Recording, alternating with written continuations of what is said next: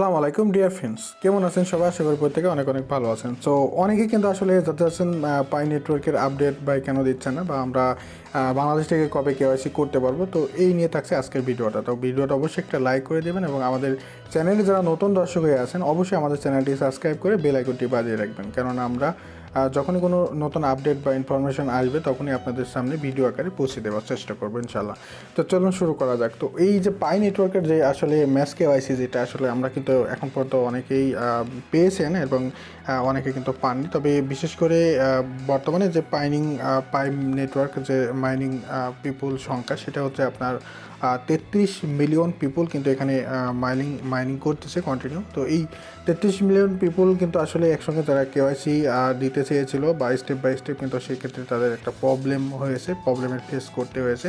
তো এত KYC কিন্তু আসলে তারা একবারে কমপ্লিট করতে পারছে না। তো তার জন্য কিন্তু আসলে একটা নিউজ তারা কিন্তু একটা দিয়েছিল যে আসলে তারা তাদের যে পাই KYCর মেস KYCর যে তাদের সার্ভারটা, সেটা তারা স্ট্রং করতেছে, এবং যাতে করে এই সবাই যাতে এখান থেকে KYCটা ইজিলি করতে পারে। তারপরে একটা মেন বিষয় হচ্ছে, যেটা হচ্ছে যারা এখানে থেকে প্রথম দিকে জয়েন্ট হয়েছিল ফার্স্টের দিকে, তারা কিন্তু আসলে এখান থেকে KYCটা তারা আগে পাবে, বা স্টেপ বেসে তাদের ধাপ বা তাদের রুলস অনুযায়ী কিন্তু সবাই KYCটা করতে পারবে, এবং সবার কাছে একটা KYC করার জন্য অটোমেটিক নোটিফিকেশন আসবে। এবং কিছু কিছু দেশে এবং বাংলাদেশে কিছু সংখ্যক লোক KYC করতে পেরেছেন। তারা হচ্ছে যেই ম্যাচ KYCটা আসলে ভলেন্টিয়ার নিয়েছে বাংলাদেশে প্রত্যেক স্টেপ বাই স্টেপ করে।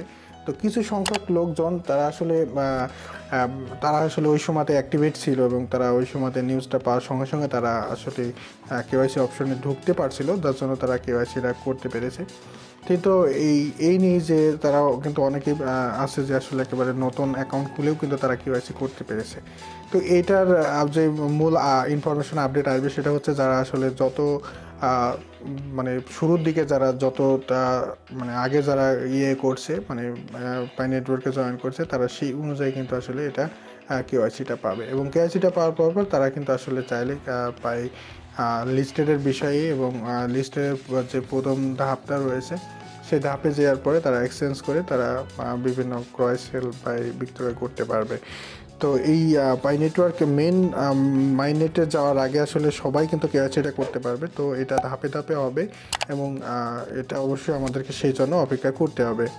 তো এখানে হচ্ছে যে পাইয়ের যে ইম্পর্টেন্ট যে আপডেটগুলো রয়েছে, কোন কোন সেটিং আমাদের করা লাগবে বা কী করা লাগবে, সেই সম্পর্কে কিন্তু অলরেডি অনেক ভিডিও দেওয়া আছে। এটা প্লেলিস্ট আকারে পেয়ে যাবেন আমাদের ভিডিও ডিসক্রিপশনে, এবং আমাদের চ্যানেলে প্লেলিস্ট পাবেন পাই নেটওয়ার্ক বলে। সেখানে আসলে সব ইনফরমেটিভ ভিডিওগুলো আপনারা চাইলে সেগুলো দেখে নিতে পারেন, যেগুলো আপনাদের সেটিংসের বিষয় যেগুলো রয়েছে, সেগুলো আবার ওয়ালেট কীভাবে ক্রিয়েট করবেন, সব কিছু ভিডিও কিন্তু স্টেপ বাই স্টেপ দেওয়া রয়েছে।